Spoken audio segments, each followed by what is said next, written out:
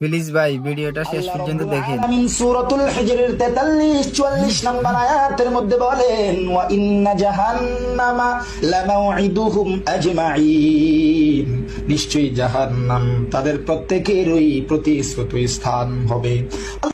এ বন্ধু, হাফিজুরের দালালি ছাড়ো। আল্লাহ তাআলা এত নাজ নিয়ামত দান করছে, এত সুন্দর কণ্ঠ দান করছে, কারো দালালি করার জন্য না, একমাত্র জন্য বলি, কারো দালালি করার দরকার নাই, কারো সুর নকল করার দরকার নাই। আল্লাহ তোমার যে সুর দিছে ওই সুরটা নিয়ে সন্তুষ্ট থাকো। এরে তুই যে আমারে নসিহত করলি, তোর গলায় তো হাফিজুরের আওয়াজ শোনা যায়। তুইও তো হাফিজুরের দালালি কইরা কইরা আরেকজন রে নসিহত দেস না, না আরেকজনের দালালি কইরা কইরা অন্য জন রে নসিহত দিস না। ভালো হয়ে যাও।